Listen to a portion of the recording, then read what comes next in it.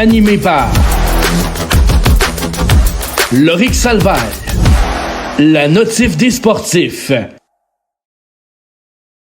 Bonjour tout le monde et bienvenue à la notif des sportifs. Aujourd'hui, grosse vidéo. Comme à l'habitude, on va parler de certaines équipes qui sont vendeuses dès le mois de novembre. Donc, on va vous démontrer c'est quoi les assets qui peuvent intéresser la plupart des équipes dans la Ligue nationale. Et on va faire ça avec un collabo de la Coupe, bien sûr. Mais avant toute chose, n'hésitez pas à liker cette vidéo, appuyer sur le bouton abonner. Et si vous êtes fan de notre contenu, n'hésitez pas à appuyer sur la petite cloche à côté du bouton abonner sur YouTube. Vous serez notifié à chaque sortie de vidéo. Sinon, vous avez nos autres réseaux sociaux, que ce soit Facebook, X, Instagram et TikTok, évidemment, pour aller voir nos découpures de podcasts, ainsi que nos nouvelles, comment on les traite. On a notre site Internet aussi. Et à la Coupe, ce n'est pas juste le hockey de la Ligue nationale, c'est aussi le hockey junior majeur. Donc, on parle de la OHL, la WHL, de la LHJMQ, ainsi que du Midget 3A. N'hésitez pas à aller encourager la sphère junior et ainsi aussi aller sur le site Internet pour lire les nouvelles et ou opinions de les gens qui écrivent sur notre site Internet. Maintenant, on va parler des équipes vendeuses dès le mois de novembre avec Sam Laberge. Comment ça va, mon cher? Salut, mon Eric. Hey, Sam, on rentre tout de suite dans le vif du sujet parce qu'il y a quand même plusieurs équipes à traiter. Là. Pour toi, des équipes qui sont vendeuses déjà dans le mois de novembre, est-ce que ça peut être surprenant? Non. Non? Non, je pense qu'il y en a beaucoup qui s'attendaient à être vendeurs. Puis je crois pas qu'il y a des surprises dans les équipes qu'on va parler non plus.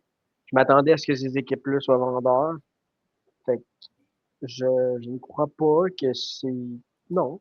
Je crois pas que c'est que c'est anormal ou que c'est une surprise d'avoir des équipes qui s'annoncent, en tout cas, ou qui sont prêts déjà à vendre au mois de novembre. Je crois que tant qu'à vendre, c'est peut-être mieux de vendre plus tôt parce que tu risques d'avoir plus aussi, parce que tu échanges un joueur qui va jouer plus longtemps avec l'équipe que, mettons, 2-3 mois avec la date limite. Puis surtout avec la course Gavin McKenna, plus que tu oui, mieux ça t'aide. Ça, c'est sûr. Puis c'est drôle parce que les 4 équipes qui ont sorti à travers les Elliott Friedman et Nick Caprios et Chris Johnston et tout ça, ben c'est les 4 bottoms de la Ligue nationale. Donc, on parle des Predators, des Canucks, des Blues, ainsi que des Flames de Calgary. On va commencer par les Blues, mon cher. Yes. Et je veux t'amener sur une rumeur sortie par Nick Caprios hier sur X.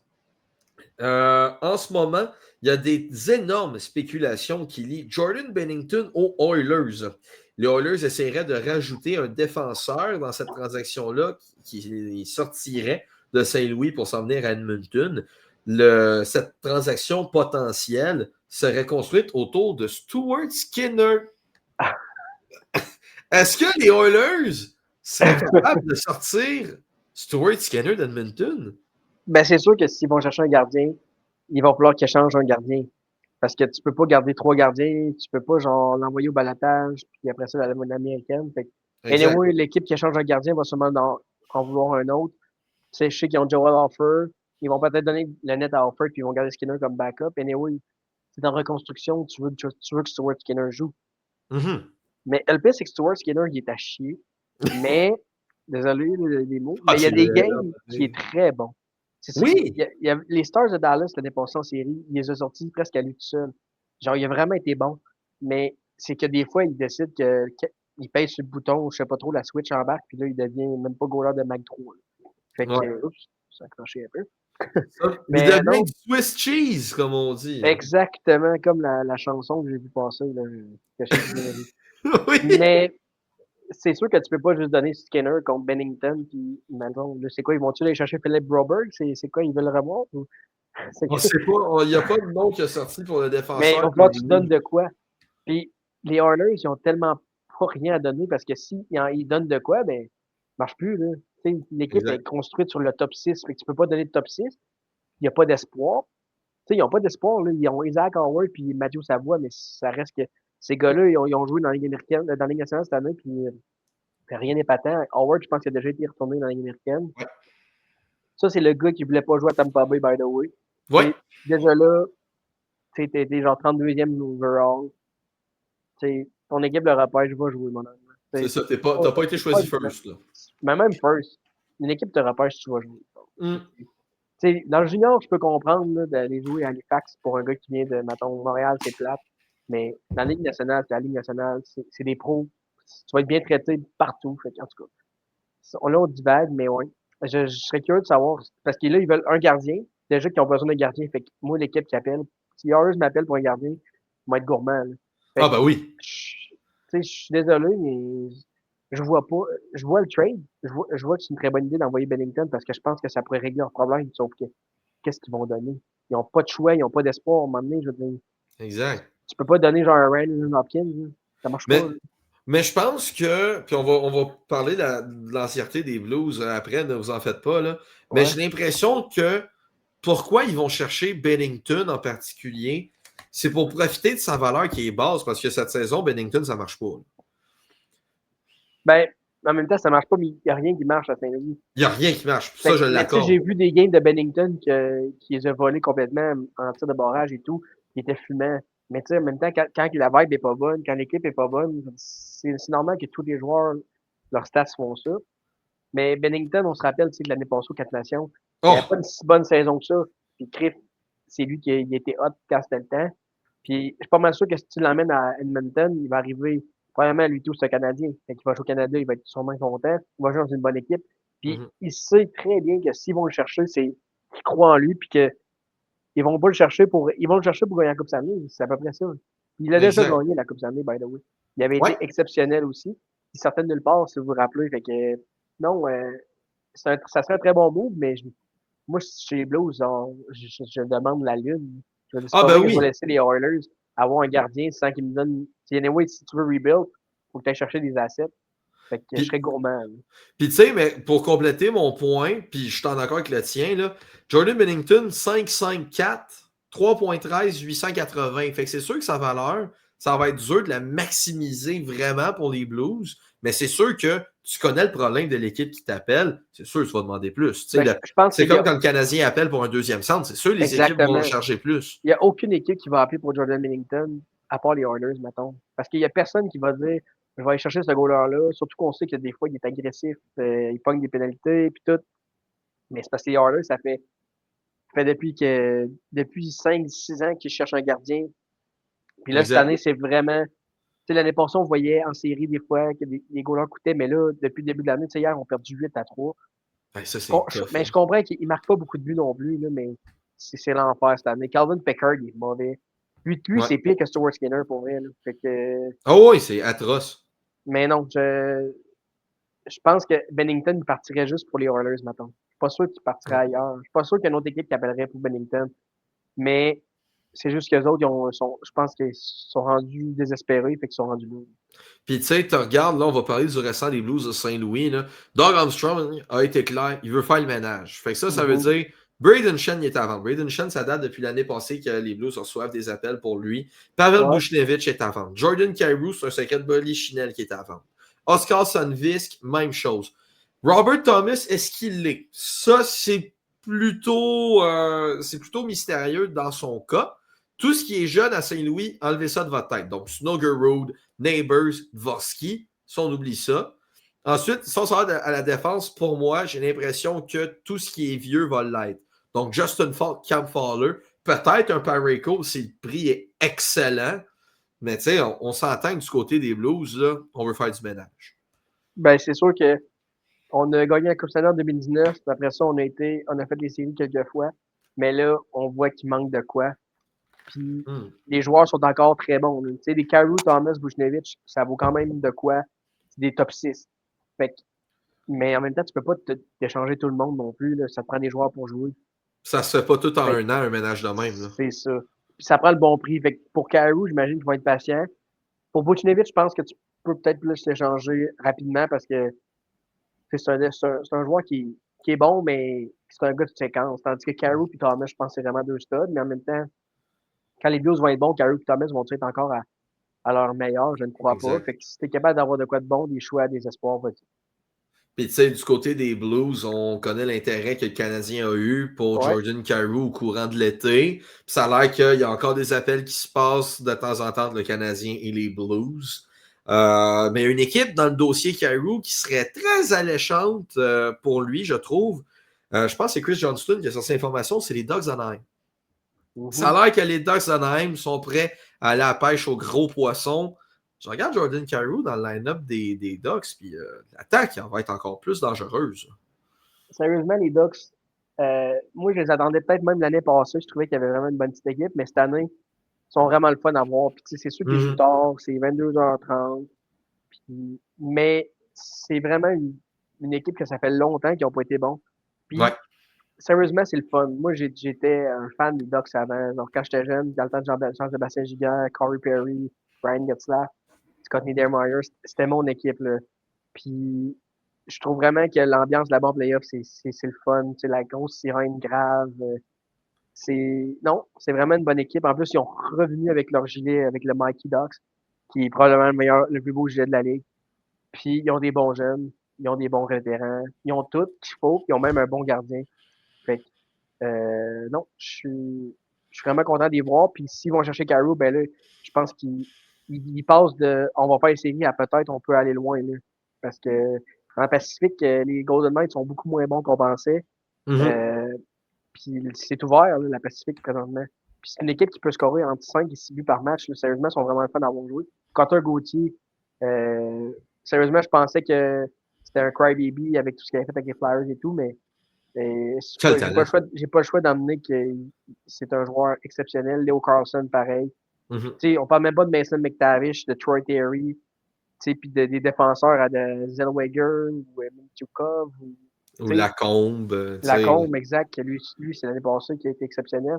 Fait qu'ils ont toutes, ils n'ont pas de faiblesse presque, mais ils sont très jeunes. Fait que Kyrou apporterait d'expérience.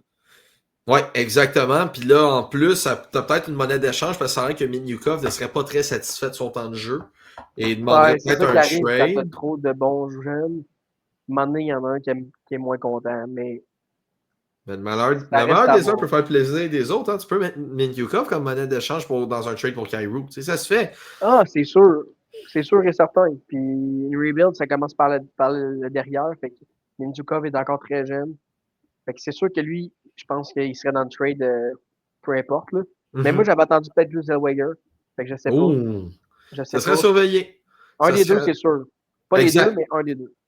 Donc, les Blues sont à surveiller pour faire le ménage. Maintenant, si on passe à une autre équipe, cette équipe-là figure au 30e rang de la Ligue nationale et on parle, Sam, de notre deuxième équipe préférée à nous deux, les Canucks de Vancouver.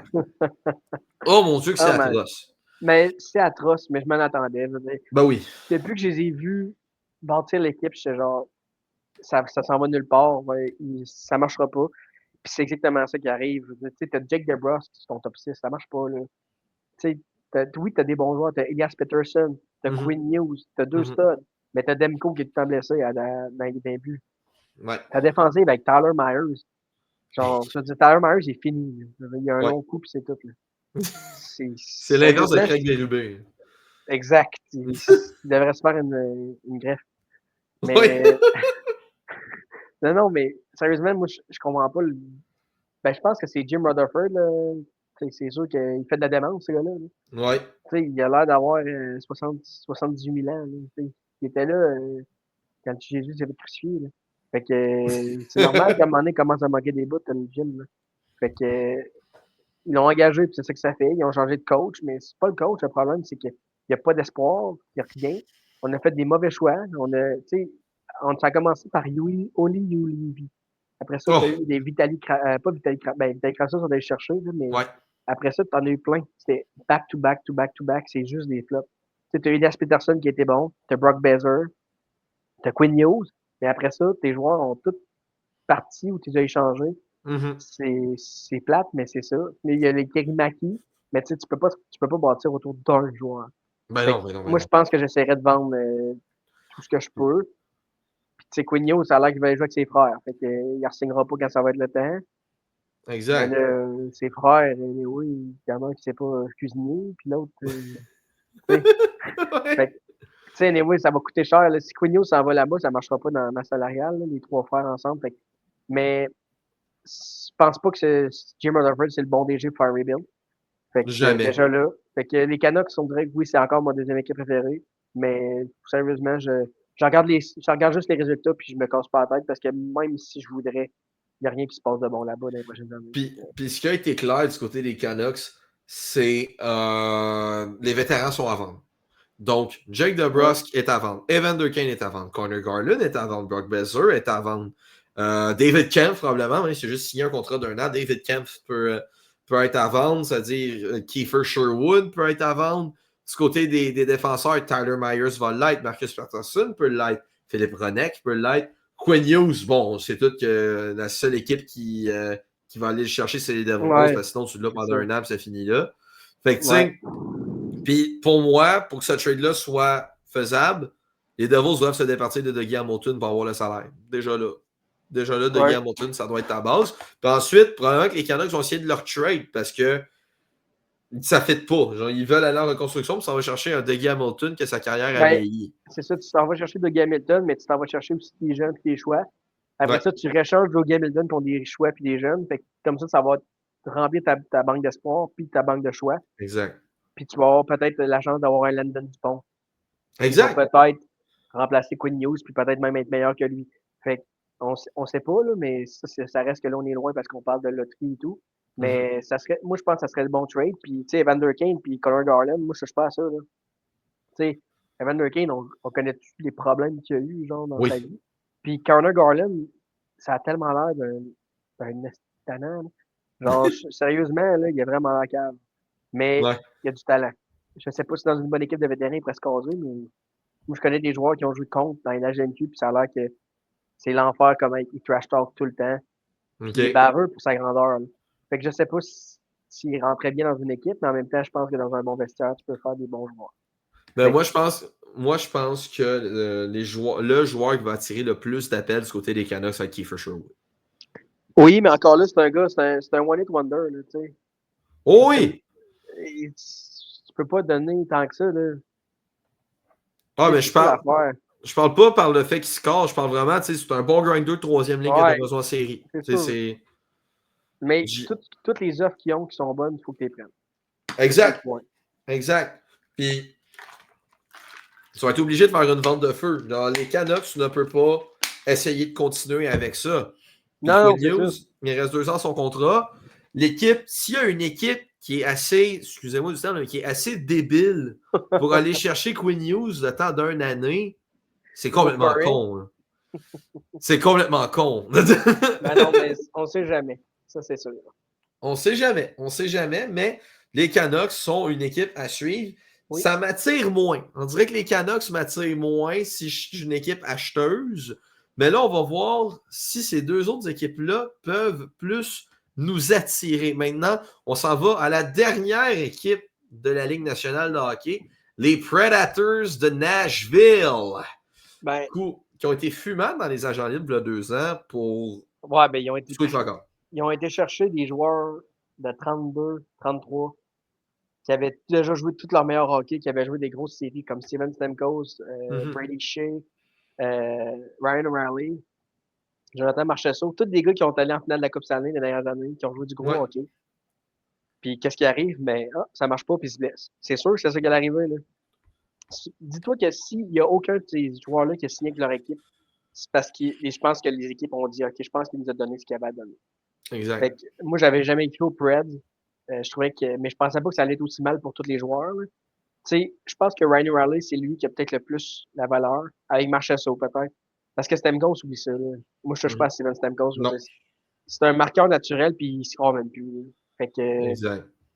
Mais je serais prêt à Ryan O'Reilly, puis je pense que Marchessault peuvent te donner de quoi de pas pire, mais pour le reste des Prédateurs, je crois que ça va être pénible pendant très longtemps. Puis malheureusement, parce qu'ils ont quand même des bonnes bases, un bon petit gardien. Mais tu sais, il y avait quand même Askarov, eux autres, là, qui ont échangé. Puis, il aurait peut-être pu changer Saros après, garder Askarov puis le développer.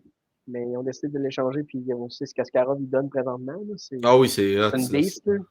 Qui est surpris, premièrement. Mais, exact. Mais voilà. Fait que non, les Prédateurs, moi, je J'appellerais pour Stamkos, pas pour Stamkos, pour Marchessault et O'Reilly, le reste, je touche pas à ça avec une perche de 20 pieds. Exact. Puis les noms qui ont le plus sorti à travers les insiders venant de Nashville, je vais les nommer. Là. On a du Ryan O'Reilly, on a du Stamkos, les deux gars que tu as dit, on a du Marchessault, on a du Philip Forsberg et on a évidemment du UC Saros qui a été lié aux Oilers. Quelle Forsberg surprise. aussi, mais Forsberg, j'avais pas compté parce que il est plus jeune que les autres, mais c'est sûr que c'est lui qui a la meilleure valeur. Ouais. Par contre, il y a un gros contrat, fait qu'il y a une équipe qui a déjà beaucoup d'argent, je sais pas. Là. Mais c'est sûr que lui, j'irais le chercher, puis je serais prêt à donner beaucoup. Mais moi, je parlais plus dans tous les agents libres qui ont signé il y a 2 ans. Exact. C'est Marchessault puis O'Reilly. Le reste, je ne veux pas rien savoir. Ouais, puis je te rejoins là-dessus. Tu sais, Philip Forsberg, ça va coûter un bras puis une jambe, mais tu sais exactement que ça va être ton allié top 3, en fait, qui va pouvoir t'aider le plus possible. Tandis qu'O'Reilly, Marchessault, c'est vraiment des pièces qui vont te coûter moins cher, que tu peux souder à ton équipe pour aller plus loin en série. Fait que, tu sais, moi, je suis d'accord avec toi, je te rejoins là-dessus. Les deux pièces qui m'intéressent le plus, c'est O'Reilly et Marchessault. Tu as plus une tendance O'Reilly vu que c'est un centre. Mais c'est deux gars qui sont intéressants, qui t'amènent du leadership. Marchessault, il a quand même gagné c'est un Québécois. Le Conn Smythe, c'est un Québécois. Il y en a une couple qui serait content, je suis sûr. Oh oui, puis tu sais, même si on enlève le Canadien de la liste, tu sais, partout dans la Ligue nationale, il y a beaucoup d'équipes qui seraient contentes d'avoir un Joe Marchessault avec eux. Ben oui. Donc, les Predators sont à surveiller. Maintenant, allons vers une équipe qui figure dans les bas-fonds, 31e, mais qui n'est pas encore sûr ça veut faire une vente de feu ou un remaniement, tout simplement, un reset, comme on appelle chez Marc Bergevin. C'est les Flames de Calgary. Les Flames de Calgary, il y a quelques pièces qui se font bouger. Rasmus Anderson, évidemment. Nazem Kadri, aussi Blake Coleman, c'est pas mal les trois gars qui attirent énormément d'attention au travail de la Ligue nationale de hockey. Est-ce que pour toi, les Flames doivent faire un reset, doivent partir en rebuild ou on essaye de push? Je crois pas que c'est ça ta réponse. Là. Il faut que je la mette dans le choix pareil. Mais je sais pas si c'est une rebuild, c'est la bonne affaire parce que, tu sais, oui, ils ont des joueurs comme ça, comme tu as nommé, mais ils ont aussi des jeunes. Tu sais, ils ont Coronato, ils ont Parrick, ils ont Frost, ils ont Zary. Tu sais, ils ont quand même des bons petits jeunes joueurs. Mais c'est ça, ils sont déjà assez bons pour leader une équipe? Non. Mais, tu sais, si tu mets les vétérans avec eux, je pense que les Flames ont une bonne petite équipe, puis ils ont surtout un excellent gardien. Là, si tu échanges tout ça, tu dis à Dustin Wolf, regarde, t'as été 2 ans, 3 ans dans la Canadienne, t'as gaulé, puis là, on te ramène dans la nationale, mais ça va être pour perdre.